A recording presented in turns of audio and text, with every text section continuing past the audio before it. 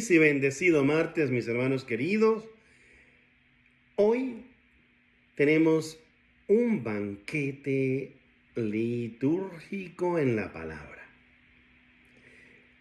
Iniciamos con la primera lectura, que es el seguimiento de lo que hemos venido reflexionando durante los días de la semana. Ya hoy estamos, recordemos, en el primer libro de Reyes, capítulo 8, reflexionamos en los versos 22 al 23, saltamos hacia el 27 al 30. De allí quiero que entendamos. Hemos venido estudiando todos los libros históricos del Antiguo Testamento. Tendría que haberse iniciado con Josué en el listado, si fuéramos a verlo, digamos, en seguimiento: Josué, Jueces, Ruth. Pero lo dejamos eso para que podamos nosotros, a nivel personal, estudiarlos antes de caer a lo que sí hemos venido dando seguimiento desde que iniciamos el tiempo ordinario. ¿Se acuerdan? Primer libro de Samuel, segundo libro de Samuel, y hoy estamos a primer libro de Reyes. Hemos ya discurrido el periodo del reinado que tanto pidió Israel para ser igual que los demás pueblos existentes en aquel tiempo. Bien, Dios omnipotente sigue con su pueblo en la historia y la salvación, siempre cercano, siempre dándole a ellos y a nosotros, obviamente, que somos seguimiento de ese pueblo, de lo que le es pedido, de lo que le es sugerido, pese a que muchas veces cometemos equivocaciones. Saúl fue un rey que fue escogido, ungido por Dios, pero que no supo hacer buen uso de la ordenanza que se le dio. Luego cae David, el gran rey, aquel que logró tener la magnificencia del Señor y cercanía del Señor. Pese a sus errores, él siempre acudía al perdón del Señor, a su misericordia, y se aferraba siempre a la fe en el Omnipotente. Tú y yo estamos invitados a ser igual que David. Y de allí, de ese cetro, sale precisamente el reinado de Jesucristo nuestro Señor. Bien, hoy en este tiempo estamos ya en Primera Reyes y damos seguimiento a aquel reinado del rey David por medio de su hijo Salomón, a quien él escogió, y Salomón en su propia partitura, ya en su relación con Dios, pidió algo de suma importancia y que a Dios le fue meritorio y le fue de mucho placer que fuese así: sabiduría. Y ciertamente se reconoce que el rey Salomón es uno de los más sabios que pudo haber existido en el reinado del pueblo de Israel. Este Salomón es a quien Dios sí le permitió construir un templo en donde él viniese a habitar. Por mucho que sabemos todos que Dios es tan inmenso que no puede nunca estar en un templo simple y llanamente comprimido, diríamos. Pero así lo quiso Dios. Esa fue su decisión. Sí, le permitió, deseó habitar en un templo, en el templo de Jerusalén. O sea que sí es perfectamente compatible tener un templo para darle alabanza. Y eso es lo que destaca el día de hoy la lectura. En el final del capítulo 7, Salomón hace una bendición al pueblo y luego hace una oración preciosa a nivel personal, que es lo que hoy estaríamos meditando si leemos detalle a detalle en la primera lectura. Yo saco y extraigo de allí la siguiente partitura, el verso 29. Allí estará mi nombre, dice Yahvé Todopoderoso. Allí, en el templo, estará mi nombre. Esa fue su decisión, mi hermano querido. Lo mismo que seguimos haciendo nosotros cuando ahora en la nueva alianza mantenemos templos y allí nos dirigimos para estarle alabando y hacer una partitura de lo que aquí también se dice. Luego continúa: escucha la súplica de tu siervo y de tu pueblo Israel. ¿Dónde lo va a escuchar? En el templo, en el templo. Que entonen en dirección a este lugar, al templo. Escucha tú, ¿ok? Hacia el lugar de tu morada, hacia el cielo. Escucha y perdona. Podemos tener una relación íntima con el Señor y acercándonos al templo. Esos que dicen muchas veces, ¿no? Yo creo en Dios, pero no voy al templo. Es como que dijera usted, mi hermano querido, que ama mucho a su novia, pero no la visita en su casa. Ilógico, ¿cierto? Tan ilógico como lo es lo que anteriormente les proponía a ustedes, mis hermanos queridos. Vayamos al templo, acerquémonos a darle alabanza, honra, gloria al Señor en su templo. Él así lo quiso, así lo debemos de hacer.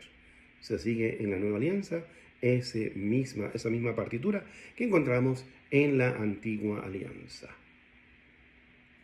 Salmo 84 es el día de hoy el que reflexionamos en meditación de lo mismo que ocurre en la primera lectura. Y de ahí destaco mayormente uno de los versos que me encanta. Qué deseables son tus moradas, Señor de los ejércitos. Señor de los ejércitos. Este es un salmo gradual. El pueblo de Israel lo acostumbraba a ir recitando, cantando, cuando iba subiendo, del término gradual, las gradas hacia el templo de Jerusalén, hacia el templo de Jerusalén. Iban cantando esta partitura que les acabo de leer y una partitura más que me encanta y es la siguiente. Dichosos los que moran en tu casa y pueden alabarte siempre. El pueblo decía, dichosos los sacerdotes que están allá y todos los que están habitando ahí en el templo constantemente, porque están ellos alabándote y que pueden estar en esa constancia contigo. Mientras iban caminando, iban cantando esto. Hermoso, ¿no? Hermoso detalle. El pueblo del templo quedaba en lo más alto. Si pudiéramos alguna vez ver configuraciones de lo que fue el templo de Salomón, podríamos contemplar y entender esto que nos dice el Salmo y lo que leeremos en Crónicas también cuando nos toque un poco de lo que fue el templo de Jerusalén. El Evangelio de hoy es según San Marcos 7, del 1 al 13. Del 1 al 13.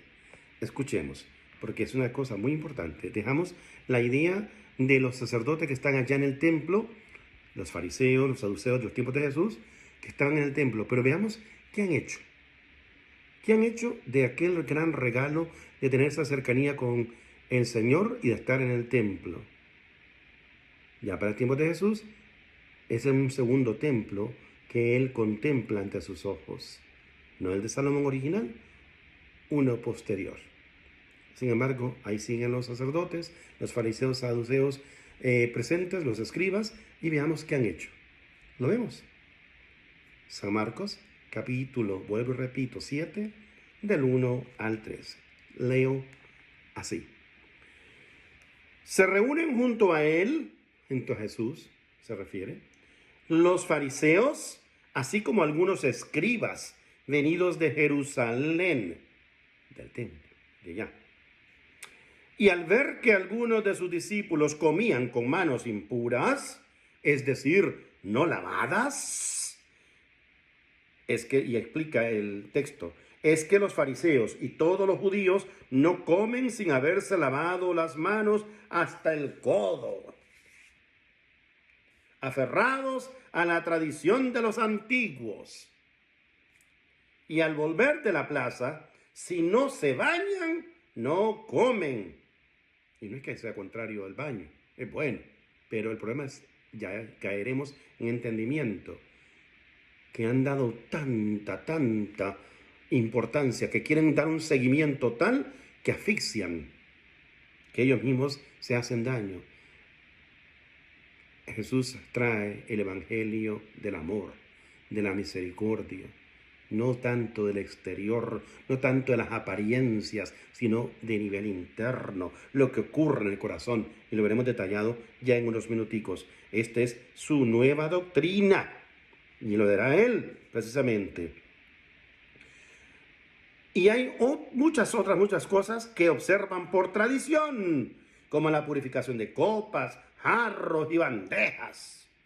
Por ello, los fariseos y los escribas le preguntan, ¿por qué tus discípulos no viven conforme a la tradición de los antepasados, sino que comen con manos impuras?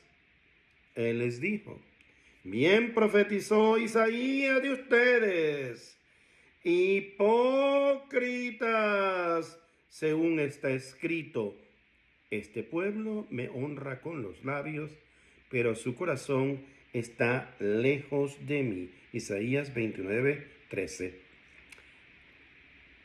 En vano me rinden culto, ya que enseñan, y escuchen bien esto, en vano me rinden culto, están supuestamente dándole culto al Señor en el templo, ya que enseñan doctrinas, en vano les vale el rendir culto, ya que enseñan doctrinas que son preceptos humanos. Dejando el precepto de Dios, se aferran a la tradición de los hombres. Cuidado, hay muchos así, y que no caigamos tú y yo en ser parte de ellos. Les decía también, qué bien violan el mandamiento de Dios para conservar su tradición. Porque Moisés dijo, está hablando de la ley, y les pone un ejemplo, honra a tu padre y a tu madre, mandamiento de ley, de Dios. Y el que maldiga a su padre o a su madre sea castigado con la muerte. Pero ustedes dicen, si uno dice a su padre o a su madre, lo que de mí podrías recibir como ayuda, lo declaro corbán, es decir, ofrenda sagrada, el diezmo. ¡Oh! Sí. El maestro hace referencia a eso y lo compara.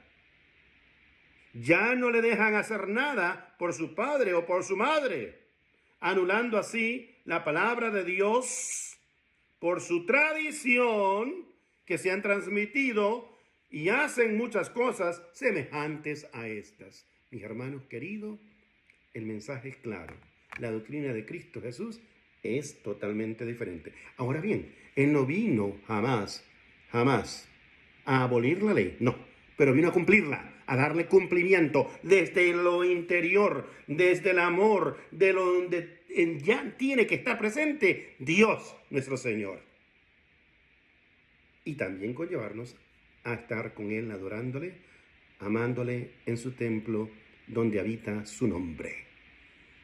Sea por siempre bendecido, alabado, proclamado por siempre el dulce nombre de Jesús, nuestro Señor y Salvador.